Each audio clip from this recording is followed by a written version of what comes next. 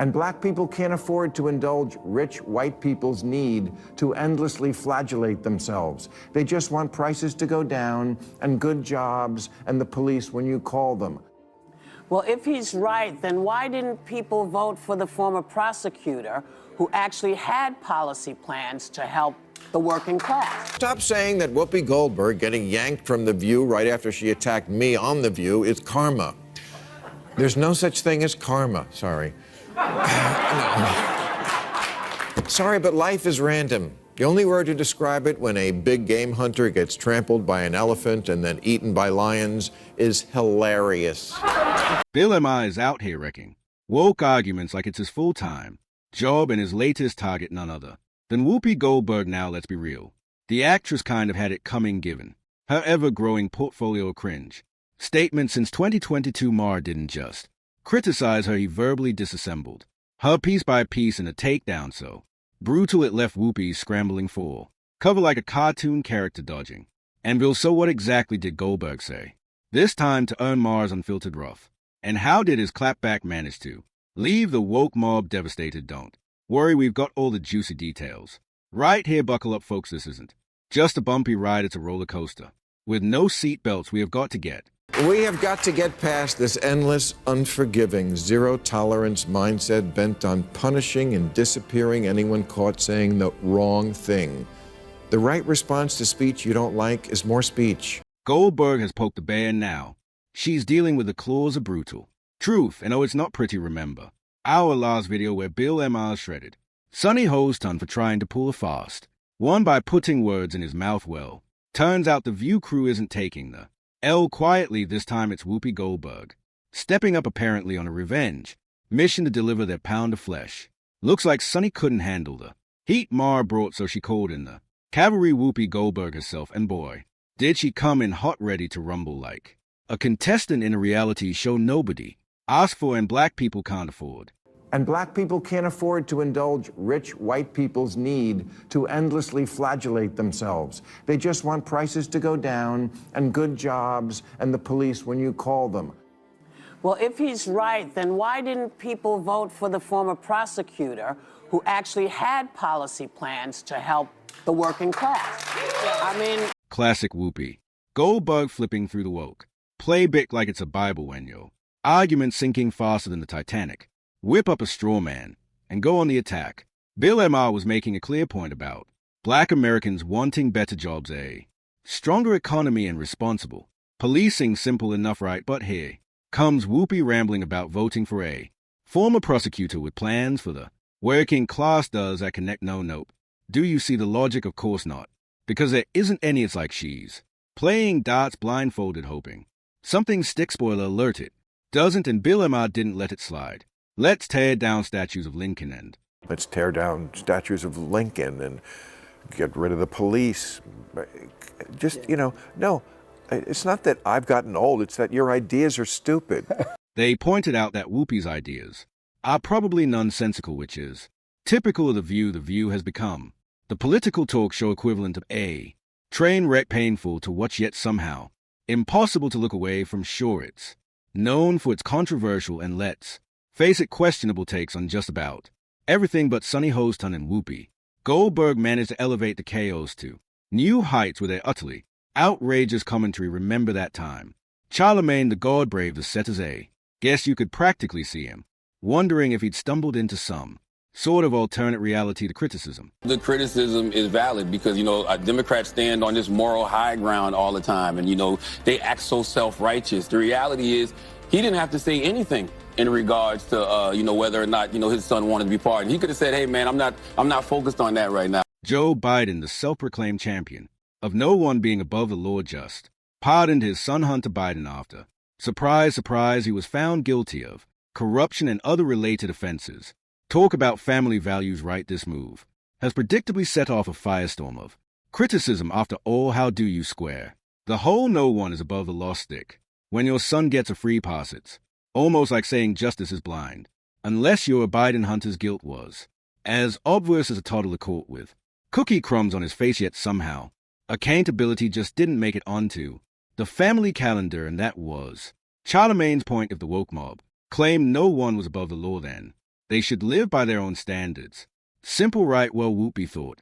Otherwise, I'm going to stop you for a... I'm going to stop you for a second. Uh-oh.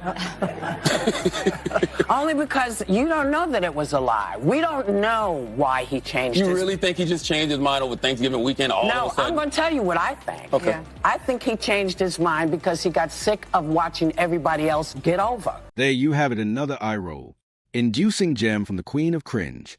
Herself Whoopi Goldberg this time. Whoopi actually claimed that President Biden didn't lie when he said no one was above the law. Really, Whoopi, because there's a mountain of evidence, video, audio, and probably even cave paintings proving he said exactly that. This nation was founded on the principle that there are no kings in America.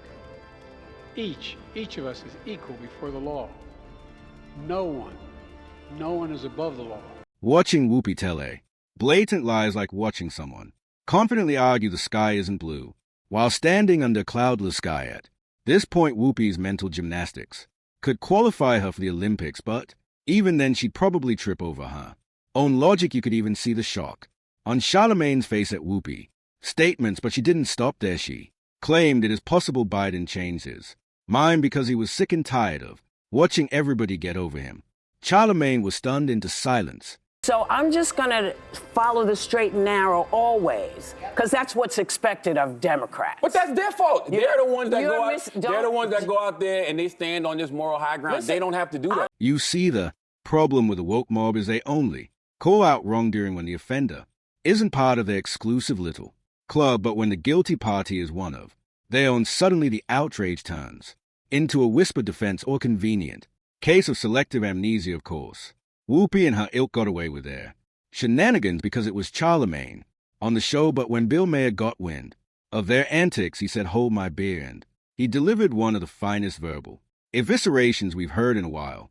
And couldn't have said it better. The woke mob loves to parade themselves as the ultimate truth tellers and moral compasses, but their double standards were laid bare for the world to see. This time Hunter Biden was guilty, plain and simple, but because his dad happens to sit in the Oval Office, he gets to walk away without so much as a slap on the wrist. If this were anyone else, the mob would be calling for their head on a silver platter, but when it's one of their own, suddenly justice takes a backseat to favoritism. It's hypocrisy at its finest, and Maher was right to call it out for what it truly is, a complete farce. The real question is, how much longer will Americans put up with this two-faced behavior? It's not just about Hunter, it's about a system that bends over backward for the powerful while throwing the book at everyone else. Maher's takedown wasn't just timely, it was a wake-up call for anyone still clinging to the illusion of fairness. But here's where it all gets interesting. Maher opined that the woke mob often got help from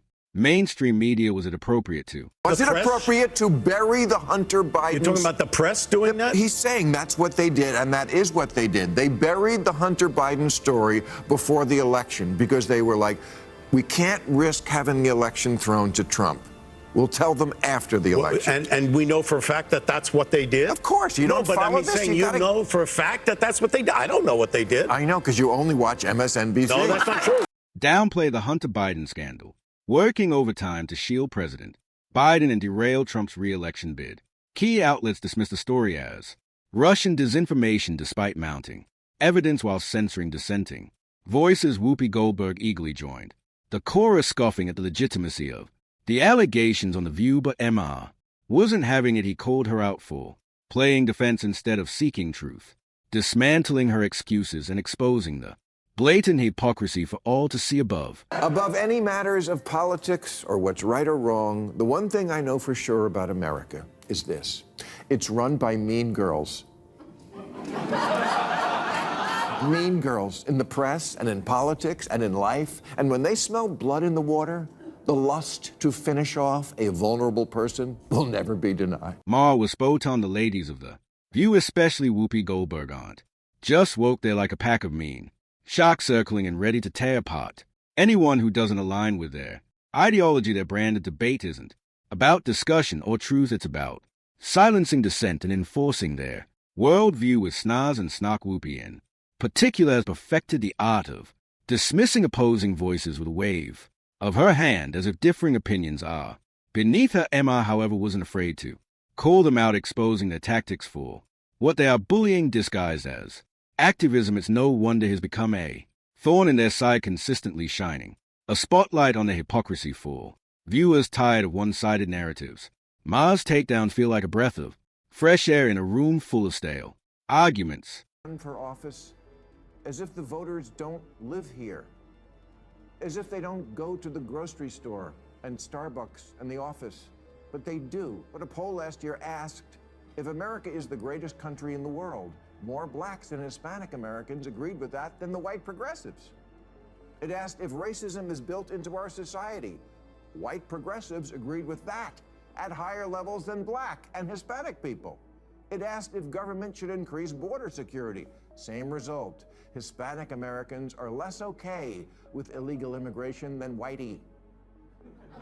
And black people can't afford to indulge rich white people's need to endlessly flagellate themselves. They just want prices to go down and good jobs and the police when you call them. Black people, they're just like us.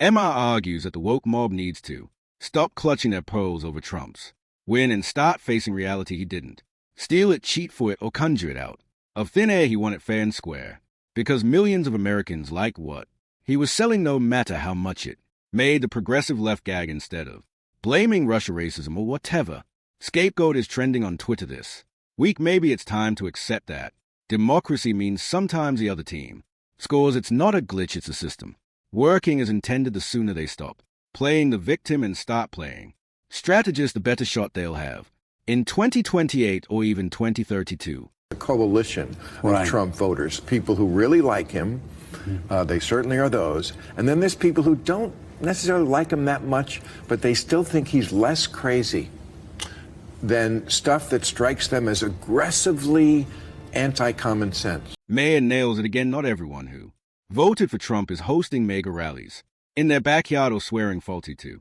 golden statues. A lot of them held their noses and cast their votes because they were sick of the Democrat sanctimonious sermons and the woke mob's increasingly anti-common sense agenda. Let's be real. When you're cheering for biological men to dominate women's sports or holding rallies that look suspiciously sympathetic to groups like Hamas, going to lose a chunk of the electorate.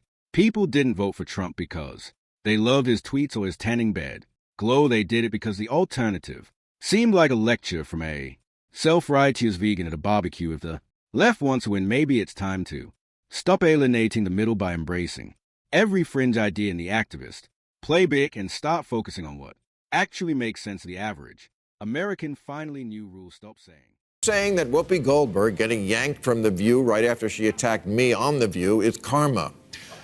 There's no such thing as karma. Sorry. Sorry, but life is random. The only word to describe it: when a big game hunter gets trampled by an elephant and then eaten by lions.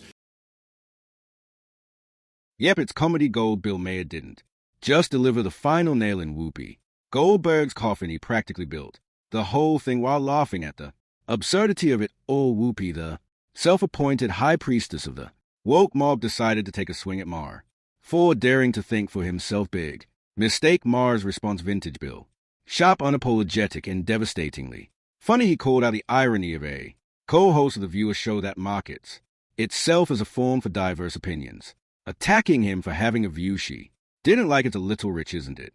A group of people who cry tolerance at every turn seem to think the word means tolerating only their opinions. Maher, as usual, wasn't having it. He laid bare the hypocrisy of the woke echo chamber that Whoopi and her crew inhabit, where critical thinking is replaced by tribal loyalty and dissent is treated like heresy. Watching Maher dismantle their flimsy arguments was like watching Picasso paint, only with sarcasm and logic as his brushstroke.